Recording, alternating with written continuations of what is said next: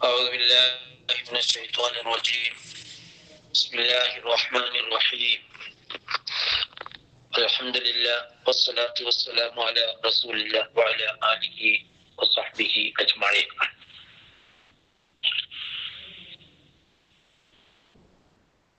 വിശുദ്ധ ഖുർആൻ പഠിക്കുന്നതിൽ അറബി ഭാഷയുടെ പങ്ക് അല്ലെങ്കിൽ ഇസ്ലാം പഠനത്തിൽ അറബി ഭാഷയുടെ പങ്ക്, ഇസ്ലാമും അറബി ഭാഷയും തമ്മിലുള്ള ബന്ധം, അല്ലെങ്കിൽ മുസ്ലിമും അറബി ഭാഷയും തമ്മിലുള്ള ബന്ധം സംബന്ധിച്ച ഒരു പ്രാഥമികമായ അന്വേഷണമാണ് ഇൻഷാ അല്ലാഹ് ഉദ്ദേശിക്കുന്നത്. നമ്മളെല്ലാവരും സാധാരണഗതിയിൽ മുസ്ലിങ്ങൾ എന്ന നിലയിൽ കുറച്ചുകൂടി ഉയർന്ന നിലവാരത്തിൽ ചിന്തിക്കുന്ന ആളുകളാണ്. സാധാരണ മുസ്ലിങ്ങളിൽ നിന്ന് വ്യത്യസ്തമായി ഇസ്ലാമിനെ സംബന്ധിച്ച് ഒരു ഉയർന്ന കാഴ്ചപ്പാടും ഇസ്ലാമിന്റെ അടിസ്ഥാന പ്രമാണമായ വിശുദ്ധ ഖുർആൻ, നബി സല്ലല്ലാഹു അലൈഹി വസല്ലമയുടെ സുന്നത്ത് എന്നിവയുമായി ബന്ധപ്പെട്ട് കൂടുതൽ പഠിക്കണം, മനസ്സിലാക്കണം എന്ന് ആഗ്രഹിക്കുന്ന ആളുകളും അതിനനുസരിച്ച് ഖുർആൻ പഠനത്തിലൊക്കെ സജീവമായി ശ്രദ്ധിക്കുന്ന ആളുകളുമാണ്. അപ്പൊ അത്തരം ആളുകൾ എന്ന നിലയിൽ അറബി ഭാഷ വിശുദ്ധ ഖുർആനുമായി എങ്ങനെ ബന്ധപ്പെട്ട് നിൽക്കുന്നു, അല്ലെങ്കിൽ വിശുദ്ധ ഖുർആൻ മനസ്സിലാക്കാൻ അറബി ഭാഷ എത്രമാത്രം സഹായകമാണ് അല്ലെങ്കിൽ അനിവാര്യമാണ് എന്നതിനെ സംബന്ധിച്ച പ്രാഥമികമായ ചില കാര്യങ്ങളാണ് പറയാൻ ഉദ്ദേശിക്കുന്നത്.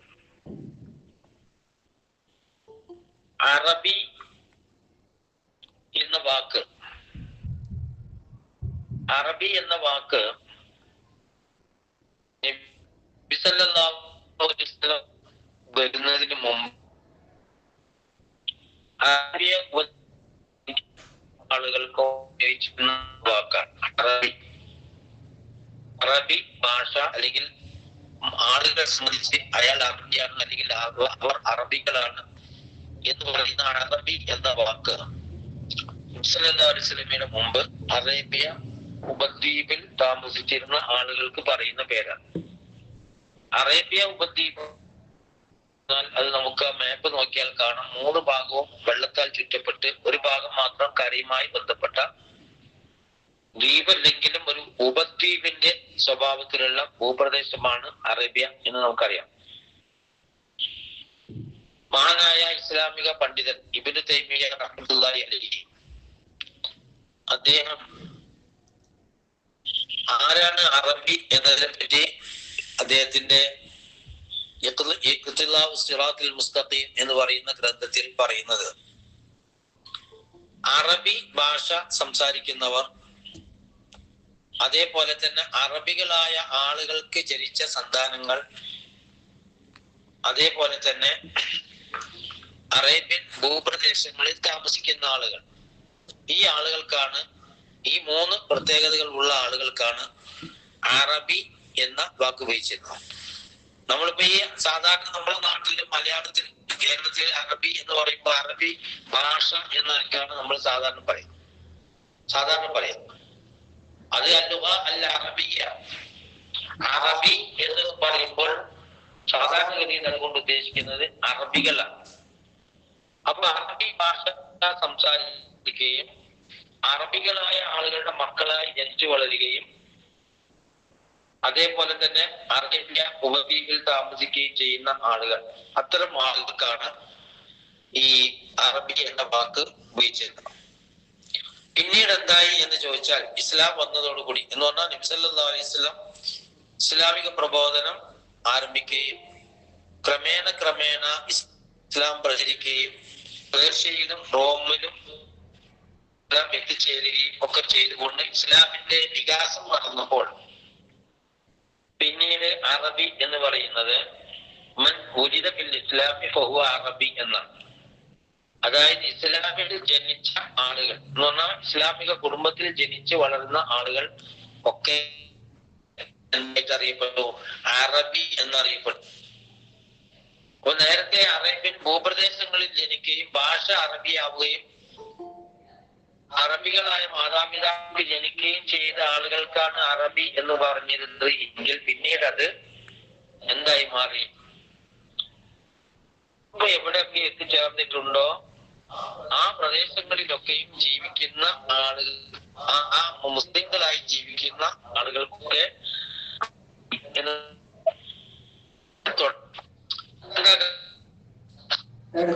കട്ടാവുന്നുണ്ട്. കട്ടാവുകാരനാണ് അല്ലെങ്കിൽ ഒരു പേർഷ്യക്കാരനാണ് പിന്നെ ഇസ്ലാം സ്വീകരിക്കുന്നത് എങ്കിൽ അയാള് സ്വാഭാവികമായും ഇസ്ലാം പഠിക്കാൻ നിർബന്ധിതനാണ്. ഇസ്ലാം പഠിക്കണമെങ്കിൽ എന്ത് വേണം? അറബി ഭാഷ പഠിച്ചിരിക്കണം. സാമാന്യമായി തന്നെയെങ്കിലും അറബി ഭാഷ പഠിച്ചിരിക്കും, അല്ലെങ്കിൽ പഠിച്ചിരിക്കണം. അപ്പൊ അതുകൊണ്ട് ഏത് നാട്ടുകാരൻ ഇസ്ലാം സ്വീകരിച്ചാലും ആ സ്വീകരിച്ച മുസ്ലിമിനെ അറബി എന്ന് ഉപയോഗിക്കുന്ന ഒരു സാഹചര്യമാണ് പിന്നീട് ഉണ്ടായത്. നബി സല്ലല്ലാഹു അലൈഹി വസല്ലം പറയുന്നുണ്ട്, അപ്പൊ അറബി ഭാഷയും അറബികൾ എന്നൊക്കെ പറയുന്നത് നമ്മെ സംബന്ധിച്ചിടത്തോളം ആദർശപരമായ കാരണങ്ങളാൽ, ദീനിയായ കാരണങ്ങളാൽ, ഇസ്ലാമികമായ കാരണങ്ങളാൽ അറബികൾ എല്ലാ മുസ്ലിങ്ങളാലും ഇഷ്ടപ്പെടുന്ന, സ്നേഹിക്കപ്പെടുന്ന ഒരവസ്ഥ മതപരമായി തന്നെ ഉണ്ടായി. കാരണം നമ്മൾ ഉൾക്കൊള്ളുന്ന ആദർശം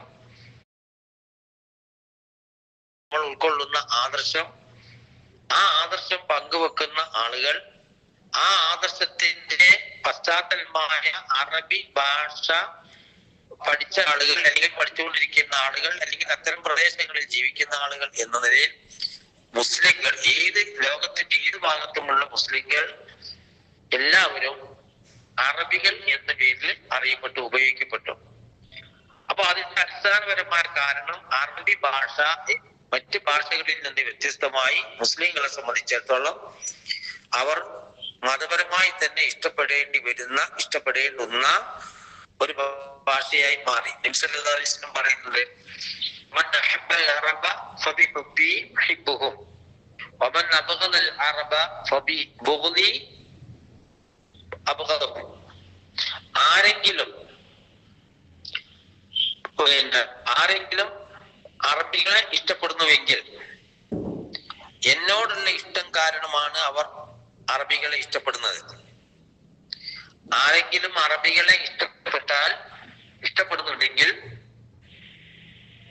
ഇഷ്ടപ്പെടാനുള്ള ഏറ്റവും കാരണം അള്ളാഹുവിന്റെ റസൂല് അറബിയായിരുന്നു. അറബി ഭാഷയിലുള്ള ഖുർആൻ അദ്ദേഹം കൊണ്ടുവന്നു. അറബി ഭാഷയിലുള്ള സുന്നത്ത് വിശുദ്ധ ഖുർആനെ വിശദീകരണമായി നബി സല്ലല്ലാഹു അലൈഹി വസല്ലം അവതരിപ്പിച്ചു. അതുകൊണ്ടാണ് അറബികളെ ആളുകൾ എന്ത് ചെയ്യുന്നത്? ഇഷ്ടപ്പെടുന്നത്. ഒമൻ അബഗദൽ അറബ ഫബിബുഗ്ദി അബ്ഗദഹും. ആരെങ്കിലും അറബികളെ വെറുക്കുന്നുണ്ട് എങ്കിൽ ഞാൻ കാരണമാണ് അവർ അറബികളെ വെറുക്കുന്നത് എന്ന് പറഞ്ഞാൽ, നബി സല്ലല്ലാഹു അലൈഹി വസല്ലം എന്തിന്റെ പേരിൽ ആരെ ഇഷ്ടപ്പെടാൻ പറഞ്ഞോ ആ പറഞ്ഞത് കൊണ്ടാണ് നമ്മൾ അറബികളെ ഇഷ്ടപ്പെടുന്നത്. ആരെയെങ്കിലും വെറുക്കാൻ റസൂൽ സല്ലല്ലാഹു അലൈഹി വസല്ലം പറഞ്ഞുവോ ആ പറഞ്ഞ കാരണത്തിന്റെ പേരിലാണ് ആരെയെങ്കിലും നമ്മൾ വെറുക്കുന്നുവെങ്കിൽ വെറുക്കുന്നത്. അപ്പൊ അറബി ഭാഷയും അറബികളും ഇസ്ലാമും നമ്മളും തമ്മിലുള്ള വല്ലാത്ത ഒരു ഐക്യം, ഒരു പൊരുത്തം, ഒരു ഇഷ്ടം ഉണ്ട്. അത് അറബി ഭാഷയുമായി ബന്ധപ്പെട്ടാണ് ഉണ്ടാകുന്നത്. പിന്നീട് എന്തായി എന്നറിയോ? പിന്നീട് അത് ആ ഒരു അറബി ഭാഷയും മുസ്ലിങ്ങളും തമ്മിലുള്ള ബന്ധം എന്തായി മാറി എന്ന് ചോദിച്ചാൽ, നേരത്തെ പറഞ്ഞതുപോലെ അറേബ്യൻ നാട്ടിൽ ജനിക്കുകയോ അറേബ്യയിലെ മാതാപിതാക്കൾക്ക് ജനിക്കുകയോ നേരിട്ട് അറബി ഭാഷ സംസാരിക്കുകയോ ചെയ്യാത്ത എല്ലാ ആളുകളും, അല്ലെങ്കിൽ കുറച്ച് അറബി ഭാഷ സംസാരിച്ചു തുടങ്ങുന്ന എല്ലാ ആളുകളും അറബികളാണ് എന്നതാണ് പിന്നീട് അംഗീകരിക്കപ്പെട്ട വസ്തുത. ഉദാഹരണമായി അബൂ ഹുറൈറ റളിയല്ലാഹു അൻഹു പറയുന്നു, മൻ തകല്ലമ ബിൽ അറബിയ്യ ഫഹുവ അറബി. അറബി ഭാഷ സംസാരിക്കുന്ന എല്ലാ ആളുകളും അറബിയാണ്. ഈ അറബി ഭാഷ സംസാരിക്കുന്നത് അറബി നാട്ടുകാരനല്ലെങ്കിലും അറബി ഭാഷയാണ് അയാൾ സംസാരിക്കുന്നത് എന്നതുകൊണ്ട് അറബി ഭാഷ സംസാരിക്കുന്ന ആള് അറബിയായിട്ടാണ് അറിയപ്പെടുക എന്ന് മഹാനായ അബൂ ഹുറൈറ റളിയല്ലാഹു അൻഹു പറയുന്നത്. അപ്പൊ അറബി ഭാഷ എന്ന് പറയുന്നത് അറബി ഭാഷ എന്ന് പറയുന്നത് നബി സല്ലല്ലാഹു അലൈഹി വസല്ലം തന്നെ പറയുന്ന ഒരു സംഗതിയുണ്ട്. നബി സല്ലല്ലാഹു അലൈഹി വസല്ലം പറയുന്നുണ്ട്, ഫമൻ തകല്ലമ ബിൽ അറബിയ്യ ഫഹുവ അറബി. അറബി ഭാഷ സംസാരിക്കുന്നവൻ അറബിയാണ് എന്ന് പറഞ്ഞാൽ അറബി ഭാഷ സംസാരിക്കുന്ന ഏത് നാട്ടുകാരനും അറബി ആയിട്ടാണ് പരിഗണിക്കപ്പെടുക. അപ്പൊ അങ്ങനെ ഒരു പശ്ചാത്തലമാണ് അറബി ഭാഷയും നമ്മൾ തമ്മിൽ ഉള്ളത്. രണ്ടാമതായി നമ്മളെ സംബന്ധിച്ചിടത്തോളം അറബി ഭാഷ എന്ന് പറയുന്നത് ഇസ്ലാമിന്റെ ഭാഷയാണ്. ഇസ്ലാമിന്റെ ഭാഷയാണ്. അല്ലാഹു സുബ്ഹാനഹു വ തആല പറയുന്നു, വഇന്നഹു ലതൻസീലു റബ്ബിൽ ആലമീൻ നസല ബിഹി റൂഹുൽ അമീൻ അലാ ഖൽബിക ലിതകൂന മിനൽ മുൻസിരീൻ ബിലിസാനിൻ അറബിയ്യിൻ മുബീൻ. വ്യക്തമായ അറബി ഭാഷയിൽ അല്ലാഹു സുബ്ഹാനഹു വ തആല വിശുദ്ധ ഖുർആൻ അവതരിപ്പിച്ചു. അപ്പോൾ വിശുദ്ധ ഖുർആൻ അറബിയിലാണ് എന്നതുകൊണ്ടും ഇസ്ലാമിന്റെ അടിസ്ഥാന പ്രമാണം ഖുർആനാണ് എന്നതുകൊണ്ടും അറബി ഭാഷ ഒരു മുസ്ലിമിനെ സംബന്ധിച്ചിടത്തോളം ഇതര ഭാഷകളിൽ നിന്ന് വ്യത്യസ്തമായി വളരെയധികം പ്രാധാന്യമുള്ള ഒരു സംഗതിയാണ്.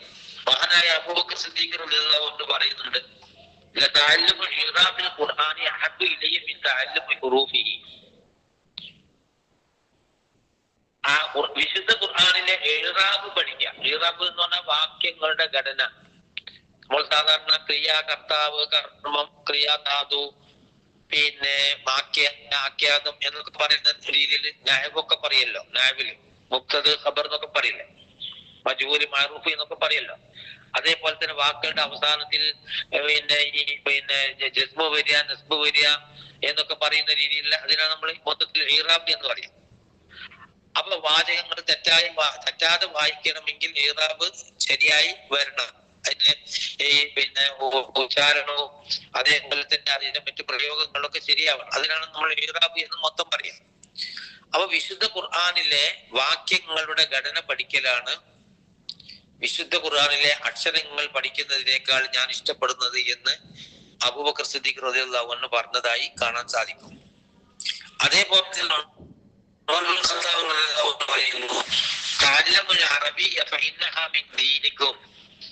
നിങ്ങൾ അറബി ഭാഷ പഠിക്കണം.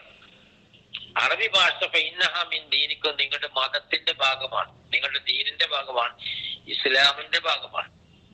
എന്താ ഇസ്ലാമിന്റെ ഭാഗമാണ് അറബി എന്ന് പറയാൻ കാരണം? അത് അറബി ഭാഷയോടുള്ള പ്രത്യേകമായ ഒരു പക്ഷപാതിത്വത്തിന്റെ ഭാഗമായിട്ടല്ല ഇത് പറയുന്നത്. പിന്നെയോ ഇപ്പൊ കേരളക്കാരായ ആളുകൾ മലയാളത്തോട് നമ്മുടെ ഭാഷ എന്ന നിലക്ക് പക്ഷപാതം പിടിക്കുക, ഉത്തരേന്ത്യക്കാരായ ആളുകൾ ഹിന്ദി ഭാഷയോട് ഞങ്ങളുടെ ഭാഷ എന്ന നിലക്ക് പക്ഷപാതിത്വം പിടിക്കുക, തമിഴ്നാട് ആളുകൾ എന്താ പറയുന്നത് വെച്ചാൽ ഇസ്ലാമിന്റെ ഭാഷയാണ് അറബി. നിങ്ങൾക്ക് ഇസ്ലാമിനെ മനസ്സിലാക്കണമെങ്കിൽ, ഖുർആൻ പഠിക്കണമെങ്കിലും, സുന്നത്ത് മനസ്സിലാക്കണമെങ്കിലും എന്താവശ്യമാണ്? അറബി അറിയണം. അറബി അറിയണം എന്ന് പറഞ്ഞാൽ അറബി ഭാഷ നന്നായി പഠിച്ചുകൊണ്ട് ഇസ്ലാം പഠിക്കുമ്പോഴേ ഇസ്ലാമിന്റെ ശരിയായ കാര്യങ്ങൾ നിങ്ങൾക്ക് മനസ്സിലാക്കാൻ പറ്റൂ എന്നാണ് പറയുന്നതിന്റെ അർത്ഥം. ഇപ്പൊ ഉദാഹരണമായി ഖുർആൻ എന്താണ് എന്ന് മനസ്സിലാക്കാൻ അറബി ഭാഷ പഠിക്കണമെന്നില്ല. ഖുർആൻ എന്താ? ഖുർആൻ അല്ലാഹുവിൽ നിന്ന് അവതരിച്ചതാണ്, പ്രവാചകൻ അവതരിപ്പിച്ചു കൊടുത്തതാണ്, ഇത്ര കാലം കൊണ്ട് അവതരിച്ചതാണ്, അതിൽ ഇത്ര ആയത്തുകളുണ്ട്, അതിൽ ഇന്ന വിഷയങ്ങൾ പറയുന്നുണ്ട് എന്ന് പഠിക്കണമെങ്കിൽ അറബി ഭാഷ പഠിക്കണം എന്നില്ല. അതേസമയം ഖുർആൻ മനസ്സിലാക്കണമെങ്കിൽ അറബി ഭാഷ അറിയണം. ഖുർആൻ എന്താണ് എന്ന് മനസ്സിലാക്കാൻ അറബി ഭാഷ അറിയണം എന്നില്ല. പക്ഷെ ഖുർആൻ പഠിക്കണമെങ്കിൽ എന്ത് വേണം? അറബി ഭാഷ നമ്മൾ പഠിച്ചു കൊണ്ടിരിക്കണം. അതുകൊണ്ട് അറബി ഭാഷ പഠിച്ചുകൊണ്ട് വേണം ഖുർആൻ പഠിക്കാൻ. ശരിയായ രീതിയിൽ ഖുർആൻ പഠിക്കണമെങ്കിൽ അറബി ഭാഷ പഠിച്ചുകൊണ്ട് വേണം ഖുർആൻ പഠിക്കാൻ. ഖുർആൻ പഠിക്കാൻ ചില രീതികൾ നമ്മൾ സ്വീകരിക്കുന്നുണ്ട്. നേരെ നോക്കി അതിന്റെ പരിഭാഷ നോക്കി വായിച്ച് അർത്ഥം പറഞ്ഞ് അല്ലെങ്കിൽ അങ്ങനെ പഠിപ്പിക്കുന്ന ഒരു രീതി ഉണ്ട്. അത് ആ അർത്ഥത്തിൽ ഒരു തൽക്കാലം ഒരു പരിഹാരമാണ്. എങ്കിലും ശരിക്കും ഒരാൾക്ക് ഖുർആൻ പഠിക്കണം എന്നുണ്ട് എങ്കിൽ ഖുർആൻ എന്താണ്, ഖുർആന്റെ ആശയങ്ങളും ആയത്തുകളുടെ വ്യാഖ്യാനങ്ങളും ശരിയായ രീതിയിൽ അതിന്റെ സൗന്ദര്യം ഉൾക്കൊണ്ടുകൊണ്ട് പഠിക്കണമെങ്കിൽ അറബി ഭാഷ പഠിച്ചുകൊണ്ട് ഖുർആൻ പഠിക്കണം. അപ്പൊ നമ്മളൊക്കെ അതിനു വേണ്ടിയുള്ള ശ്രമങ്ങൾ നടത്തുന്ന ആളുകളാണ്. അപ്പൊ അതിന്റെ ഒരു പ്രാധാന്യമാണ് ഇതിനെ സൂചിപ്പിക്കുന്നത്. ഇപ്പൊ ഉദാഹരണമായി ആയുർവേദം പഠിക്കുന്ന ആളുകളെ സംബന്ധിച്ചിടത്തോളം അവർക്ക് എന്തറിയണം? സംസ്കൃതം പഠിക്കണം.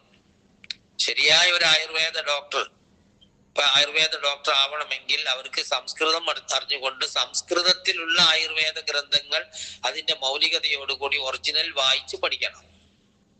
അപ്പോഴേ ശരിക്കുള്ള ഒരു ഡോക്ടർ, ആയുർവേദ ഡോക്ടർ ആവുള്ളൂ. അതേപോലെ തന്നെ നമ്മുടെ ഈ ഇതുണ്ടല്ലോ ഹോമിയോ യഥാർത്ഥത്തിലുള്ള ഹോമിയോ പഠനത്തില് അതിന്റെ ഹനുമാൻ എന്ന് പറയുന്ന അതിന്റെ ഉപജ്ഞാതാവായ അദ്ദേഹം ഡോക്ടറും ശാസ്ത്രജ്ഞനുമായ അദ്ദേഹത്തിന്റെ മെറ്റീരിയ മെഡിക്ക എന്ന് പറയുന്ന പുസ്തകം, അതുപോലുള്ള ഗ്രന്ഥങ്ങൾ പഠിക്കണം. അതെല്ലാം കൂടി മലയാളത്തിൽ നോക്കി വായിച്ച് അങ്ങനെ പോരാ. എന്ത് സംഗതിയും അങ്ങനെയാണ്. ഏത് സംഗതിയും പഠിക്കണമെങ്കിൽ അതിന്റെ അതിന്റെ മൂലഗ്രന്ഥം പഠിക്കുക, അതിന്റെ മൂലഭാഷയിൽ പഠിക്കുക എന്നത് നമ്മൾ ചെയ്യുന്ന ഒരു കാര്യമാണ്. അത് തന്നെ ഇവിടെയും ഖുർആനിലും പറയുന്നുള്ളൂ. അപ്പൊ ഖുർആനെ സംബന്ധിച്ചിടത്തോളം ശരിയായ രീതിയിൽ നമുക്കത് മനസ്സിലാവണമെങ്കിൽ അറബി ഭാഷ പഠിച്ചുകൊണ്ടത് പഠിക്കുമ്പോൾ അങ്ങനെ പഠിക്കുന്ന ആളുകൾക്ക് സ്വാഭാവികമായും അതിന്റെ അതിന്റെ സൗന്ദര്യവും അതിന്റെ ആഴവും അതിന്റെ പരപ്പും അതിന്റെ ആധികാരികതയും മനസ്സിലാക്കാൻ പറ്റും. അപ്പോ നബി സല്ലല്ലാഹു അലൈഹി വസല്ലം പറയും, അപ്പോ പിന്നെ ഉമർ റളിയല്ലാഹു അൻഹു പറയുന്നത്, നിങ്ങൾ അറബി ഭാഷ പഠിക്കണം, നിങ്ങളുടെ ദീനിന്റെ ഭാഗമാണ് എന്ത്? അറബി ഭാഷ. അപ്പൊ അറബി ഭാഷയെ സംബന്ധിച്ചിടത്തോളം പറയുമ്പോൾ നമ്മുടെ കേരളത്തിൽ നമുക്കറിയാം കോടിക്കണക്കിന് ഉറുപ്പിക നമ്മുടെ ഗവൺമെന്റ് പിന്നെ എന്നാണ് 1950 മുതലോ മറ്റോ, ഇനി അതിനു മുമ്പോന്നറിയില്ല, പിന്നെ സർക്കാരിൽ നിന്ന് ചെലവാക്കി കേരളത്തിലുള്ള ആളുകൾക്ക് ആർക്കും വേണമെങ്കിൽ അറബി ഭാഷ സൗജന്യമായി പഠിക്കാനുള്ള സംവിധാനം മതേതര ഗവൺമെന്റ് നടപ്പിലാക്കി. നടപ്പിലാക്കുകയും അതിന്റെ പേരിൽ കുറെ ആളുകൾക്ക്, 10,000 ലക്ഷക്കണക്കിന് ആളുകൾക്ക് ജോലി കിട്ടി. കോടിക്കണക്കിന് കുട്ടികൾ ഇത്രയും കൊല്ലം കൊണ്ട് അറബി ഭാഷ പഠിക്കാനുള്ള അവസരം അവർക്ക് കിട്ടി. പക്ഷേ എത്ര ആളുകൾ ഈ ഒരു അനുഗ്രഹം, അതും ഒരു മതേതര ഗവൺമെന്റ് നടപ്പിലാക്കിയ ആ ഒരു അനുഗ്രഹം ഉപയോഗപ്പെടുത്താൻ എത്ര ആളുകൾക്ക് സാധിച്ചു എന്ന് ചിന്തിച്ചാൽ വളരെ ചെറിയ ഒരു ശതമാനം മാത്രമേ അത് ഉപയോഗപ്പെടുത്തിയതായിട്ട് നമുക്ക് കാണാൻ പറ്റുള്ളൂ. അത് നമ്മളൊന്ന് ആലോചിച്ച് നോക്കുക. നമ്മളൊക്കെ പഠിക്കാൻ സ്കൂളുകളിൽ അങ്ങനെ പഠിക്കാൻ അവസരം കിട്ടിയവരും അന്ന് അത് ഉപയോഗപ്പെടുത്താത്ത ആളുകളും ഉണ്ടാവും, ഉപയോഗിച്ച ആളുകളും ഉണ്ടാവും, അത് വികസിപ്പിച്ച ആളുകളും ഉണ്ടാവും. അപ്പൊ അത് ഓരോരുത്തർക്കും അറിയാം, വേറൊരാൾ പറയേണ്ടിയില്ല.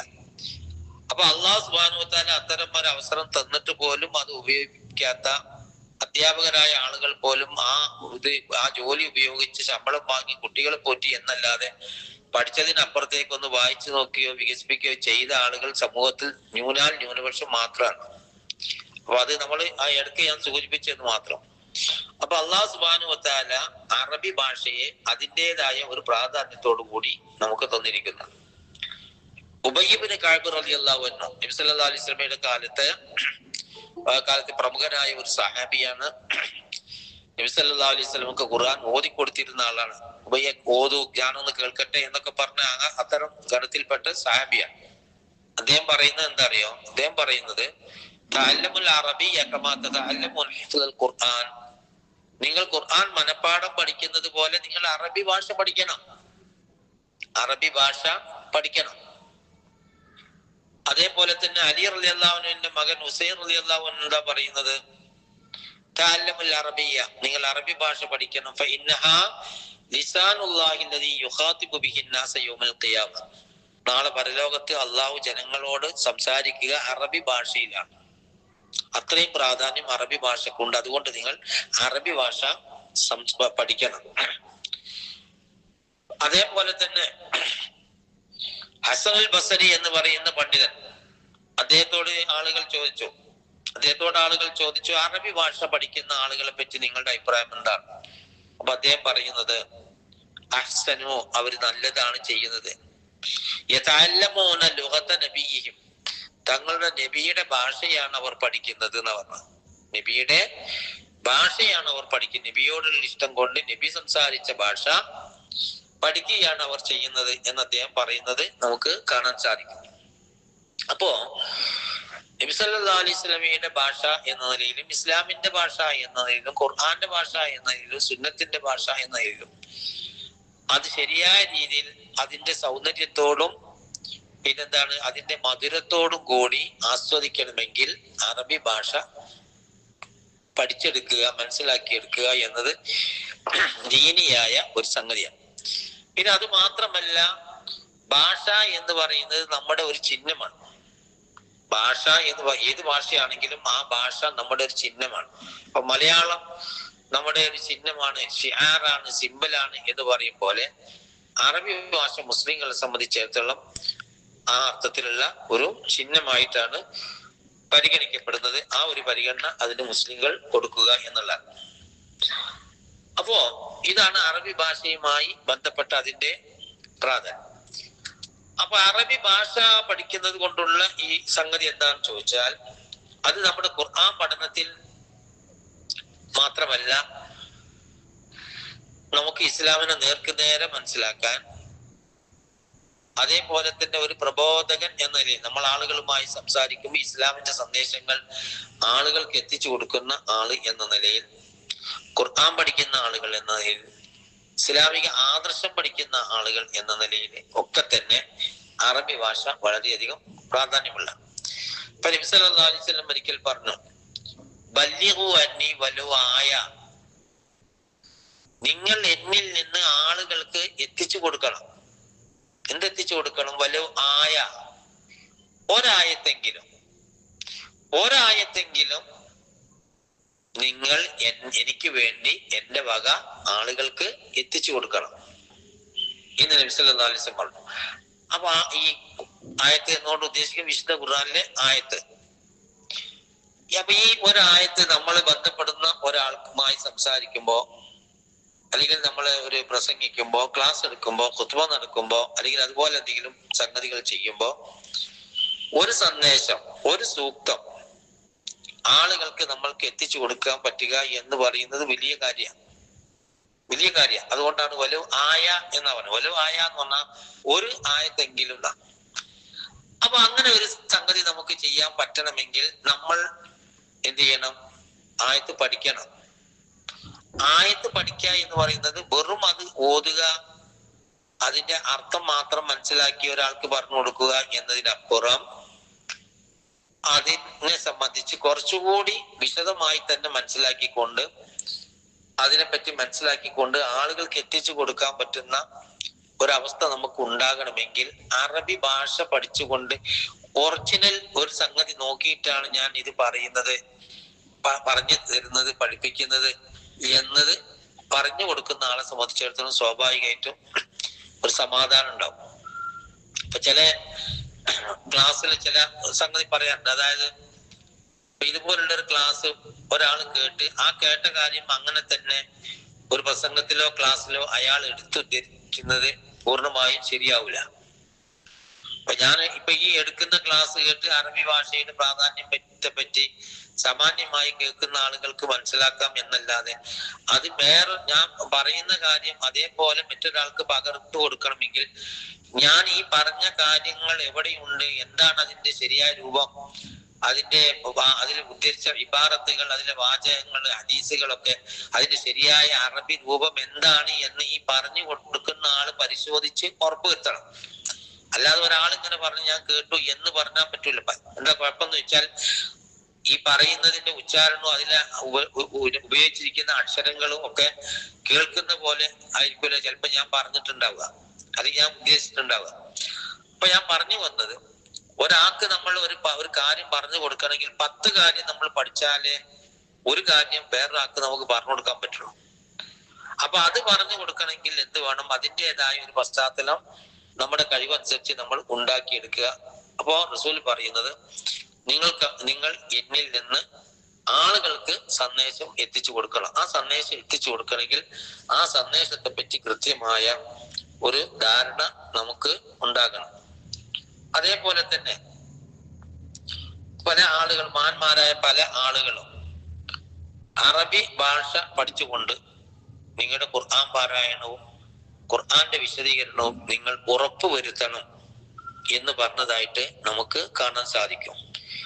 അതേപോലെ തന്നെ നമ്മുടെ വിശ്വാസം, നമ്മുടെ ഈമാൻ ശരിയായ രീതിയിൽ നമുക്ക് ഉറപ്പിച്ചു നിർത്തണമെങ്കിൽ അറബി ഭാഷ അറബി ഭാഷക്കുള്ള പുസ്തകങ്ങളോ മറ്റ് ഇപ്പൊ ഇംഗ്ലീഷിലോ മലയാളത്തിലോ വേറെ ഏതെങ്കിലുമൊക്കെ ഭാഷയിലുള്ള പുസ്തകങ്ങൾ നമുക്ക് വായിക്കണം. പക്ഷെ അതിന്റെ ഒക്കെ ഒറിജിൻ എവിടെയാണ് കിടക്കുന്നത്?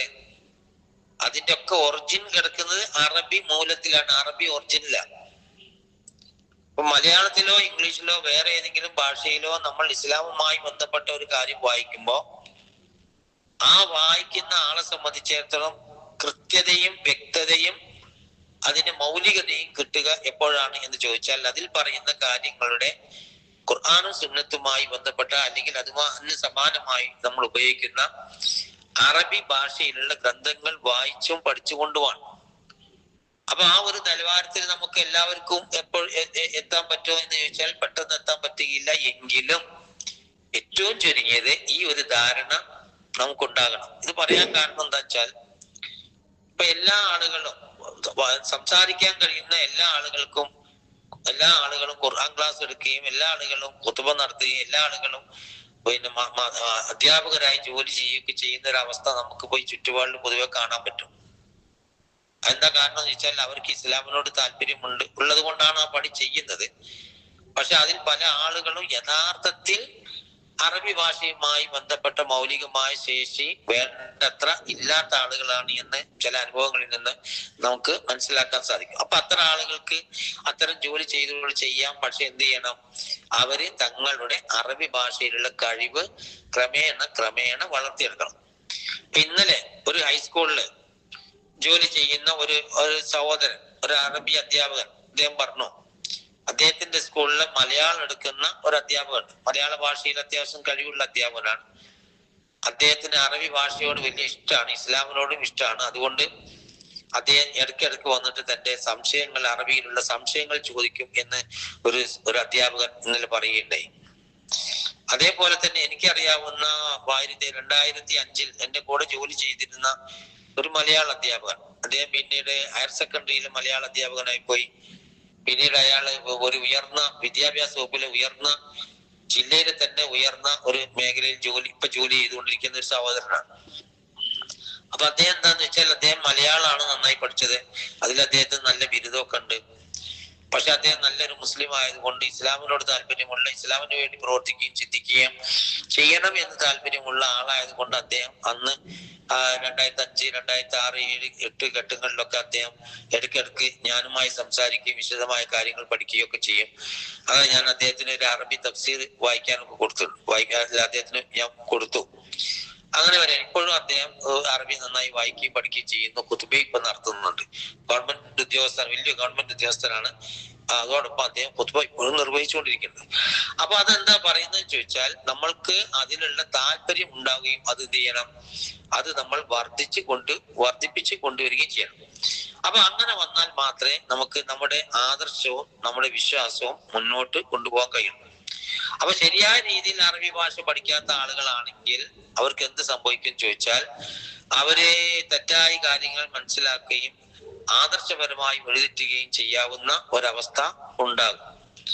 മുമ്പ് കാലത്ത് ജീവിച്ചിരുന്ന മഹാനായ ഒരു പണ്ഡിതൻ അദ്ദേഹം പറയുന്നുണ്ട്, പിന്നെ അറബി ഭാഷ നന്നായി പഠിക്കാത്ത ആളുകൾ പിന്നീട് നിരീശ്വരവാദികളായ, അതായത് അറബി ഭാഷ നന്നായി പഠിക്കാതെ പിന്നെ ഖുർആനും സുന്നത്തും ഒക്കെ തെറ്റായി വ്യാഖ്യാനിച്ച് മനസ്സിലാക്കി ഇസ്ലാം ശരിയില്ല എന്ന് പറഞ്ഞ് ഇസ്ലാമിൽ നിന്ന് പുറത്തു പോയ അനുഭവങ്ങളുണ്ട്. അപ്പൊ അതിന്റെ കാരണം എന്താണ്?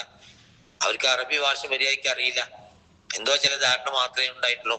അപ്പൊ അതുകൊണ്ട് നിങ്ങൾ അറബി ഭാഷയിൽ കഴിവ് വളർത്തുക എന്ന് പിന്നെ അസ്മഴി എന്ന് പറയുന്ന മഹാനായ ഒരു അറബി പണ്ഡിതനും സാഹിത്യകാരനും കവിയും ഒക്കെയായ അദ്ദേഹം പറയുന്നുണ്ട്. അപ്പൊ അതാണ് അതിനുള്ള വിഷയം. അതേപോലെ തന്നെ അറബി ഭാഷ ശരിയായ രീതിയിൽ നമ്മൾ പഠിക്കാൻ ശ്രമിക്കുമ്പോൾ മാത്രമേ വിശുദ്ധ ഖുർആന്റെ ശരിയായ പ്രയോഗങ്ങൾ നമുക്ക് മനസ്സിലാവുകയുള്ളൂ. ഇപ്പൊ നമ്മളിപ്പോ സാധാരണ ഖുർആൻ ക്ലാസ്സുകൾ കേൾക്കാറുണ്ട്, ഖുർആൻ ക്ലാസ്സിൽ പങ്കെടുക്കാറുണ്ട്, അതുപോലുള്ള കാര്യങ്ങളൊക്കെ ചെയ്യുന്നുണ്ട്. അതൊന്നും ഇതിനെതിരല്ല. ഞാൻ പറഞ്ഞു വരുന്ന കാര്യം, അതൊക്കെ അതിനേക്കാൾ കൂടുതൽ മെച്ചപ്പെട്ട രീതിയിൽ ആ വിഷയത്തിൽ നമുക്ക് പുരോഗതി നേടണമെങ്കിൽ ഈ ഖുർആൻ നമ്മൾ മലയാളമോ ഇംഗ്ലീഷോ ഒക്കെ നോക്കി പഠിക്കുന്നതോടൊപ്പം ഇതിന്റെ ഒറിജിനൽ അറബി ഭാഷയിൽ തന്നെ അത് എങ്ങനെ എന്ന് പഠിച്ച് മനസ്സിലാക്കാനുള്ള ഒരു ശ്രമം നമ്മുടെ ഭാഗത്ത് നിന്ന് ഉണ്ടാവുക എന്നുള്ള.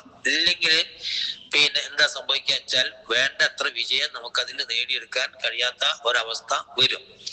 അങ്ങനെ ചില അബദ്ധങ്ങളൊക്കെ സംഭവിച്ചതും നമുക്ക് കാണാൻ സാധിക്കും. അപ്പൊ അതുകൊണ്ട് അറബി ഭാഷയിലൂടെ തന്നെ എന്ത് ചെയ്യുക, ഖുർആൻ പഠിക്കാൻ പറ്റുന്ന ഒരു നിലവാരത്തിലേക്ക് ക്രമേണ എത്താനുള്ള ശ്രമം നമ്മൾ നടത്തുക.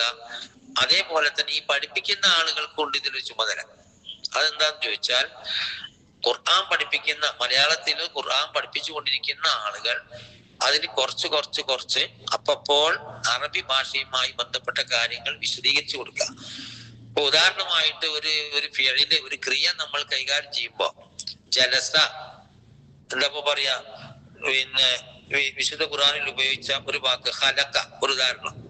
ഖലക എന്ന വാക്ക് ആണ് ഖുർആനിൽ പഠിപ്പിക്കുന്നതെങ്കിൽ ഖലക സൃഷ്ടിച്ചു എന്ന് മാത്രം പറഞ്ഞു കൊടുക്കാതെ ഖലക എന്ന വാക്കിന്റെ യഖ്ലുഖു സൃഷ്ടിക്കുന്നു, ഖാലിഖ് സൃഷ്ടാവ്, ഉഖ്ലുഖ് നീ സൃഷ്ടിക്കൂ, ലാ തഖ്ലുഖ് നീ സൃഷ്ടിക്കരുത്, ഇങ്ങനെ തുടങ്ങിയിട്ട് ഖലക എന്ന ക്രിയയുടെ വ്യത്യസ്തമായ രൂപങ്ങൾ പിന്നെ വാചകങ്ങളിൽ ഉപയോഗിച്ചുകൊണ്ട് തന്നെ പഠിതാക്കളായ ആളുകൾക്ക് ക്രമേണ പഠിപ്പിച്ചു കൊടുത്താൽ അവരങ്ങ് പഠിച്ചോളും. അങ്ങനെ അതാ പറഞ്ഞ, അല്ലാതെ ഖലഖ്നാകും അസ്വാജ നിങ്ങളെ നാം ഇണകളായി സൃഷ്ടിച്ചു എന്ന് അർത്ഥം പറഞ്ഞു കൊടുത്താൽ മനുഷ്യർ ഇണകളാണ്, ആണും പെണ്ണുമാണ് എന്ന് മനസ്സിലാവും എന്നല്ലാതെ അവിടെ ആ ഖലഖ എന്ന വാക്കിന്റെ കൃത്യമായ പദരൂപങ്ങൾ പറഞ്ഞു കൊടുത്തിട്ടില്ലെങ്കിൽ അവർക്ക് മനസ്സിലാവില്ല. അപ്പൊ ഒരു പ്രാവശ്യം പറഞ്ഞു കൊടുത്താൽ പിന്നീട് ക്രമേണ അതങ്ങ് പഠിച്ചോളും.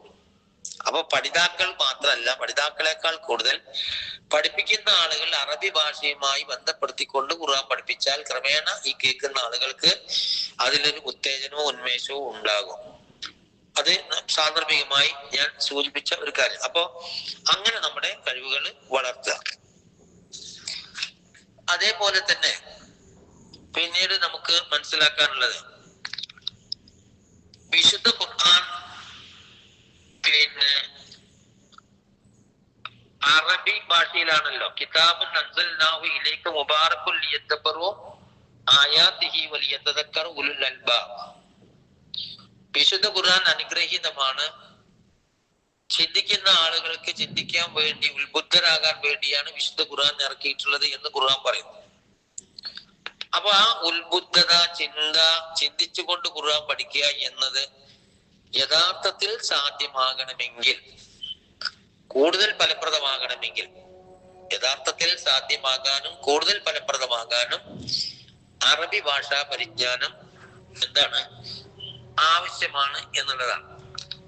അതായത് പരിഭാഷ എന്നത് നമ്മൾ ഒരു ഗത്യന്തരമില്ലാതെ ഉപയോഗിക്കുന്ന സംവിധാനം. ഒരു സാധനത്തിന്റെ പരിഭാഷ എന്ന് പറയുന്നത് നിവൃത്തികേട് കൊണ്ട് നമ്മൾ ചെയ്യുന്ന ഒരു കാര്യമാണ്. അത് പിന്നെ മറ്റ് പുസ്തകങ്ങളെ സംബന്ധിച്ചോ അതുപോലുള്ള കാര്യങ്ങൾക്കൊക്കെ കുറെയൊക്കെ അത് പറ്റും. പക്ഷെ ഖുർആൻ പോലുള്ള ഒരു വേദഗ്രന്ഥത്തിന്റെ ഒറിജിനൽ ഒരു ഭാഷയിലേക്ക് മറ്റൊരു ഭാഷയിലേക്ക് പരിഭാഷപ്പെടുത്തുക എന്ന് പറയുന്നത് ആ അർത്ഥത്തിൽ സാധ്യമല്ലാത്ത ഒരു കാര്യമാണ്. അതെന്താണ് എന്ന് മനസ്സിലാക്കണമെങ്കിൽ അറബിയിൽ തന്നെ ഖുർആൻ മനസ്സിലാക്കിക്കൊണ്ട് ഖുർആൻ പഠിച്ചുകൊണ്ട് നമ്മൾ മുന്നോട്ട് പോകുമ്പോൾ ആണ് അതെന്താണ് എന്ന് നമുക്ക് മനസ്സിലാകും. ഉദാഹരണമായി ഖുർആന്റെ പരിഭാഷകൾ ഇംഗ്ലീഷിലും മലയാളത്തിലും ഒക്കെ ധാരാളമായി ഉണ്ട്, സംഗതി ശരിയാണ്. അതൊക്കെ എന്താണ്, ഖുർആനിൽ എന്താണെന്ന് പറഞ്ഞത് എന്ന് മനസ്സിലാക്കാനുള്ള ഒരു ശ്രമത്തിന്റെ ഭാഗമായിട്ടാണ് അത്. എന്നാൽ ഒറിജിനൽ ഖുർആൻ എന്താണ് എന്നും എന്താണ് അത് ഉദ്ദേശിക്കുന്നത് എന്നും എന്താണ് അതിന്റെ സൗന്ദര്യം എന്നും ശരിയായ രീതിയിൽ മനസ്സിലാകണമെങ്കിൽ അത് അറബിയിൽ തന്നെ അതിനെ പറ്റി ഉറ്റാലോചിച്ച് മനസ്സിലാക്കുമ്പോഴാണ് അതിന്റെ ആ ഒരു ഇത് നമുക്ക് കിട്ടുക. ഉദാഹരണമായി ഒരു കവിത, ഏതെങ്കിലും ഭാഷയിലുള്ള ഏറ്റവും ഉയർന്ന നിലവാരത്തിലുള്ള കവിത, ആ കവിത പലപ്പോഴും എന്ത് സാധിക്കുകയില്ല, മറ്റൊരു ഭാഷയിലേക്ക് പരിഭാഷപ്പെടുത്താൻ കഴിയില്ല. സാധാരണ നമ്മൾ പരിഭാഷപ്പെടുത്തും. അത് എന്തിനാന്ന് ചോദിച്ചാൽ ആ കവിതയിൽ എന്താണ് യഥാർത്ഥത്തിൽ കൈകാര്യം ചെയ്യുന്നത് എന്ന് മൊത്തത്തിൽ മനസ്സിലാക്കാൻ ആ പരിഭാഷ സഹായിക്കും എന്നേ ഉള്ളൂ. പക്ഷെ ആ ഒറിജിനൽ ഭാഷയിലുള്ള ആ കവിതയുടെ സൗന്ദര്യം ഒരാൾക്കും സാധാരണഗതിയിൽ മലയാളത്തിലേക്ക് ആക്കാൻ കഴിയില്ല. മലയാളത്തിലേക്ക് നല്ല വേറൊരു ഭാഷയിലേക്കും ആക്കാൻ കഴിയില്ല. അത് അങ്ങനെയാണ്. അതിന്റെ ഇപ്പൊ ഉദാഹരണമായിട്ട് നിങ്ങൾ കേട്ടിട്ടുണ്ടാവും, വൈക്കം മുഹമ്മദ് ബഷീറിന്റെ പുസ്തകങ്ങൾ മലയാളത്തിലെ ഏറ്റവും ലോക സാഹിത്യത്തിൽ തന്നെ ഏറ്റവും നിലവാരം പുലർത്തുന്ന പുസ്തകങ്ങളാണ്. പക്ഷെ അദ്ദേഹത്തിന്റെ പുസ്തകങ്ങളുടെ പ്രത്യേകത നിങ്ങൾക്കറിയോ? അദ്ദേഹത്തിന്റെ പുസ്തകങ്ങൾ മറ്റു ഭാഷകളിലേക്ക് പരിഭാഷപ്പെടുത്താൻ പ്രയാസമാണ്. എന്താ കാരണം ചോദിച്ചാൽ അദ്ദേഹം ഉപയോഗിച്ച വാക്കുകളും അദ്ദേഹം ഉപയോഗിച്ച ശൈലികളും അത് മലയാളത്തിൽ തന്നെ അത് മനസ്സിലാക്കി ഉൾക്കൊള്ളാനേ കഴിയുള്ളൂ. അത് മറ്റൊരാൾക്ക് അങ്ങനെ പറഞ്ഞു കൊടുക്കാൻ കഴിയില്ല. അത് വൈക്കം മുഹമ്മദ് ബഷീറിന്റെ പുസ്തകങ്ങളെ പറ്റി പറയുന്ന ഏറ്റവും പ്രധാനപ്പെട്ട ഒരു പ്രത്യേകതയായിട്ടാണ് നമുക്ക് കാണാൻ സാധിക്കുക.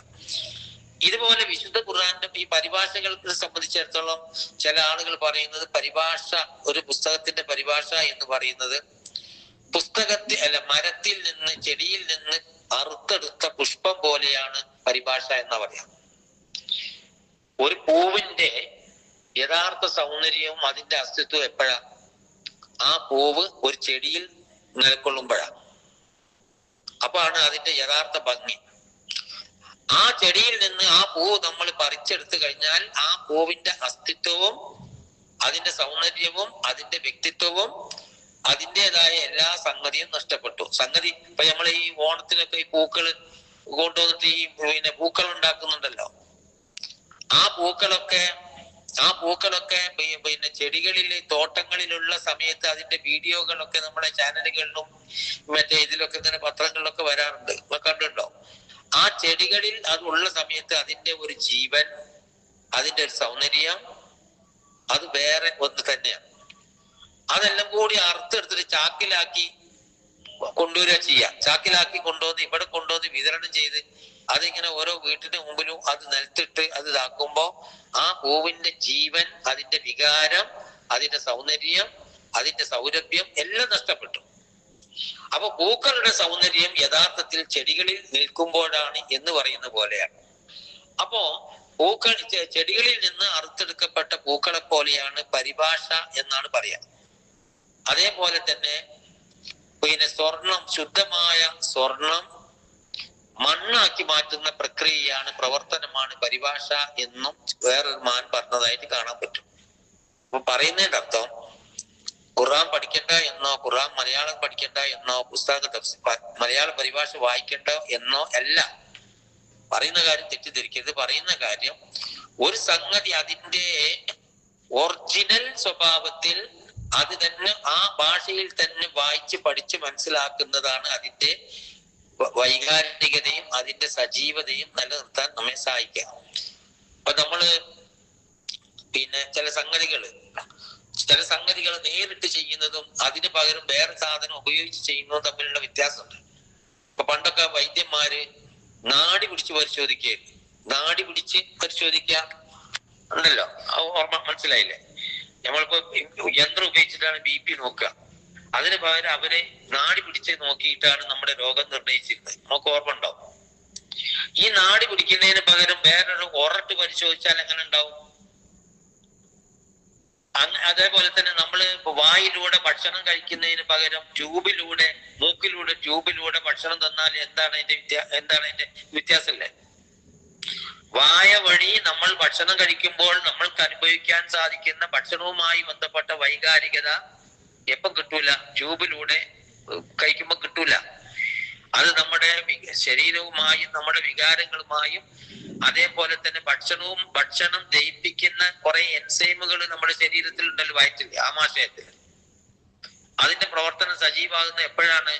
നമ്മൾ നാവില് അതിന്റെ രുചി എത്തുന്നത് മുതൽ നമ്മുടെ ദാനം നടക്കുക. അത് ട്യൂബ് കൂടെ ആവുമ്പോ കാര്യക്ഷമമായി അത് നടക്കൂല. ഇതുപോലെയാണ് പരിഭാഷ എന്ന് പറയുന്നത്. അപ്പോ അറബി ഭാഷ മനസ്സിലാക്കിക്കൊണ്ടും പഠിച്ചുകൊണ്ടും അതിലൂടെ ഖുർആൻ പഠിക്കുന്ന ഒരവസ്ഥയിലേക്ക്, നിലവാരത്തിലേക്ക് നമുക്ക് എത്താൻ പറ്റുക എന്നത് ആയിരിക്കണം ഖുർആൻ പഠിതാക്കളായ നമ്മെ സംബന്ധിച്ചിടത്തോളം നമ്മുടെ ലക്ഷ്യം. അപ്പൊ അത് എനിക്ക് കുറെ പ്രായമായി, ഇനിയിപ്പോ അതൊന്നും എനിക്ക് നടക്കൂല, അതുകൊണ്ട് ഞാനൊക്കെ നിർത്തുക എന്ന് നമ്മൾ വിചാരിക്കുകയും വേണ്ടതില്ല. ഞാൻ അതിന്റെ അതിന്റെ ഏറ്റവും പ്രധാനപ്പെട്ട ഒരു വശം പറയാം. കാരണം നമ്മൾ ഉപയോഗിക്കുന്ന പരിഭാഷകൾ, ഏത് പരിഭാഷകളായാലും ആ പരിഭാഷകൾക്ക് അതിൻ്റെതായ ഒരു പരിമിതിയുണ്ട്. ഖുർആൻ പരിഭാഷ മാത്രമല്ല ഞാൻ പറയുന്നത്, ഏത് പരിഭാഷയാണെങ്കിൽ. ഇപ്പൊ ഉദാഹരണമായിട്ട് വിശുദ്ധ ഖുർആനിൽ പിന്നെ ഒരു ആയത്ത് ലിബാസ, സൂറത്തുൻ നബയിലെ ഒരു ആയത്താണല്ലോ. രാത്രിയെ നാം നിങ്ങൾക്ക് ലിബാസാക്കി തന്നു, വസ്ത്രമാക്കി തന്നു എന്ന് നമ്മൾ പറയും.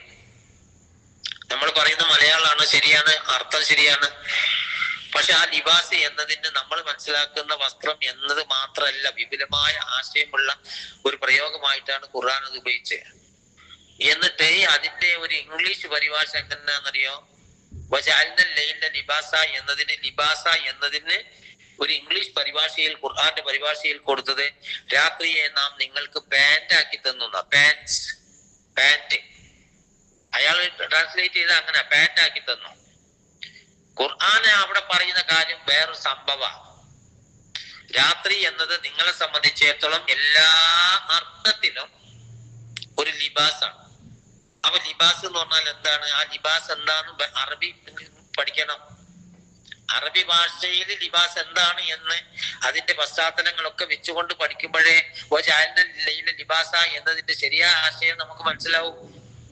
അപ്പൊ ഇതിന് പകരം എന്ത് പറഞ്ഞു? രാത്രിയെ നിങ്ങൾക്ക് വസ്ത്രമാക്കി തന്നു, രാത്രിയെ നിങ്ങൾക്ക് കുപ്പായമാക്കി തന്നു, രാത്രിയെ നിങ്ങൾക്ക് പാന്റ് ആക്കി തന്നു എന്ന് പരിഭാഷപ്പെടുത്തി എങ്ങനെ ഉണ്ടാവും? ഇതാണ് എന്റെ വിഷയം. ഒറ്റ ഉദാഹരണം കൂടി പറഞ്ഞ് ഞാൻ ഈ ക്ലാസ് ഇവിടെ അവസാനിപ്പിക്കാം. നമ്മൾ ചില ക്ലാസ്സുകളിലൊക്കെ വിശദീകരിച്ചു കൊടുത്താണ്, നിങ്ങൾ പലരും കേട്ടിട്ടുണ്ടാവും. അതായത് ശുക്രി എന്ന വാക്ക് നമ്മൾ ഉപയോഗിക്കും. ശുക്രി എന്ന് പറഞ്ഞ വാക്കിന് നമ്മൾ നന്ദി എന്ന് പറയും. ലാലക്കും യഷ്കുറൂൻ, ലാലക്കും തഷ്കുറൂൻ, ഷാക്കിറൂൻ എന്നൊക്കെ പറഞ്ഞ് യഷ്കുർ, ശക്കറ എന്നൊക്കെ പറഞ്ഞ് ഖുർആനിൽ ധാരാളം വന്ന വാക്കാ. അത് നമ്മൾ എന്ത് പറയും? നന്ദി എന്ന് പറയും. ശരിയാണ്, സംഭവം ശരിയാണ്. പക്ഷെ അത് അപൂർണമാണ്. ശുക്രി എന്ന വാക്കിന്റെ അർത്ഥം നല്ല പോഷക സമൃദ്ധമായ ഭക്ഷണം കഴിച്ചതിന്റെ ഫലമായിട്ട് നമ്മുടെ ശരീരത്തിൽ രക്തപ്രസാദം പുറത്തേക്ക് ആളുകൾക്ക് കാണത്തക്ക വിധത്തിൽ ശരീരത്തിന്റെ മുഴുപ്പും അതിന്റെ മിനുമിനുപ്പും അതിന്റെ രക്തപ്രസാദവും പുറത്തേക്ക് കാണുക എന്നാണ് ആ വാക്കിന്റെ അർത്ഥം. അറബിയിൽ ശക്കര എന്ന വാക്കിന്റെ അർത്ഥം അതാണ് അതിന്റെ അർത്ഥം. പ്രസവിച്ച സ്ത്രീകളൊക്കെ 2 മാസം 3 മാസം ഒക്കെ ഇവരിങ്ങനെ പണ്ടത്തെ കാലത്ത് ഭക്ഷണം കഴിച്ചു നല്ല നല്ല സാധനങ്ങളൊക്കെ തിന്ന് ശരീരം പുഷ്ടിപ്പെട്ട് വരുമ്പോ അവര് ശരീരത്തിന്റെ ഈ രക്തപ്രസാദം പുറത്തേക്ക് കാണുമല്ലോ. അതേപോലെ കന്നുകാലികൾക്ക് ഈ മുതിര അതുപോലുള്ള സാധനങ്ങളൊക്കെ കൊടുത്ത്, കുതിരകൾക്കൊക്കെ കൊടുത്ത് ചില പ്രത്യേക മാസങ്ങളിൽ ചെയ്യാറുണ്ട്. അങ്ങനെ അവയുടെ ശരീരത്തിലൂടെ ഈ രക്തപ്രസാദം മറ്റുള്ള ആളുകൾക്ക് പുറമേക്ക് കാണുക എന്നാണ് ശക്കര എന്ന വാക്കിന്റെ ഒറിജിനൽ അർത്ഥം. അതിന്റെ ഒരു ചെറിയൊരു മലയാളത്തിലെ അർത്ഥമാണ് എന്ത്? നന്ദി കാണിക്കുക എന്ന് പറയുന്നത്. അപ്പൊ ഈ ഞാൻ പറഞ്ഞ ആ ശക്കര എന്ന വാക്കിന്റെ ആ വിശാലമായ അർത്ഥം എവിടെ കിടക്കുന്നു? നമ്മൾ പറയുന്ന ഈ നന്ദി എന്ന് പറയുന്ന സാധനം എവിടെ കിടക്കുന്നു? രാവും പകലും തമ്മിലുള്ള വ്യത്യാസമില്ലേ? അപ്പൊ ശുക്ർ എന്ന് പറഞ്ഞാൽ എന്താ? അല്ലാഹു സുബ്ഹാനഹു വ തആല നമുക്ക് ചെയ്ത അനുഗ്രഹങ്ങൾ, ആ അനുഗ്രഹങ്ങൾ നമുക്ക് കിട്ടിയതിന്റെ പേരിൽ അതിനോടുള്ള നന്ദി സൂചകമായി മറ്റുള്ളവർക്ക് കാണത്തക്ക വിധം നമ്മുടെ പ്രവർത്തനങ്ങളിൽ ആ നന്ദി പ്രകാശിപ്പിക്കുക എന്നാണ്. എനിക്ക് കുറച്ച് പൈസ കിട്ടിയാൽ ആ പണം കിട്ടിയതിന്റെ ഒരു നന്ദി എന്റെ പ്രവർത്തനത്തിലൂടെ പാവപ്പെട്ട ആളുകൾക്ക് കൊടുത്തുകൊണ്ട് ഞാൻ അത് നിർവഹിക്കുന്നത് ആളുകൾക്ക് അല്ലെങ്കിൽ ജനങ്ങൾക്ക് ബോധ്യപ്പെടുന്ന രീതിയിൽ ഞാൻ ജീവിക്കുക എന്നാണ് അതിന്റെ അർത്ഥം. അതാണ് ശുക്ർ എന്ന് പറഞ്ഞ അർത്ഥം. അല്ലാതെ എനിക്ക് അള്ളാഹു അനുഗ്രഹം ചെയ്ത് അള്ളാഹു എന്നോട് എന്തോ സ്നേഹം കാണിച്ചു എന്നിങ്ങനെ ഞാൻ ശുക്ർ, അള്ളാഹ്ക്ക് ശുക്ർ എന്ന് പറഞ്ഞ് കുത്തിരിക്കുന്നതിനല്ല ശുക്ർ എന്ന് പറയാം. അപ്പൊ ഞാൻ പറയുന്നത് മലയാളത്തിൽ നമ്മൾ പറയുന്ന ഒരു വാക്കിന്റെ അർത്ഥവും മലയാളത്തിൽ മാത്രമല്ല ഈ വേറെ ഏത് ഭാഷയിലും പറയുന്ന ഒരു അർത്ഥവും അള്ളാഹു ഉദ്ദേശിച്ച ആശയവും തമ്മിൽ വലിയ വ്യത്യാസം ഉണ്ടാവും. അപ്പൊ അത് മനസ്സിലാവണമെങ്കിൽ എന്ത് വേണം? അറബി ഭാഷയിലൂടെ ഈ കാര്യങ്ങൾ പഠിക്കാനുള്ള ശ്രമം നമ്മുടെ ഭാഗത്തിൽ നിന്ന് ക്രമേണ കുറച്ച് ഉണ്ടാകണം. അത് ഓരോരുത്തരെയും അവസ്ഥ അനുസരിച്ചും വിദ്യാഭ്യാസ യോഗ്യത അനുസരിച്ചും പ്രായം അനുസരിച്ചും പിന്നെ എന്താ പറയാ നിയ്യത്ത് അനുസരിച്ചും ഒക്കെ നടക്കേണ്ട കാര്യം. അല്ലാതെ തീരെ മലയാളം പരിഭാഷ വായിക്കണ്ട എന്നോ ഖുർആൻ ക്ലാസ് പങ്കെടുക്കണ്ട എന്നൊന്നും അല്ല ഈ പറയുന്നത്.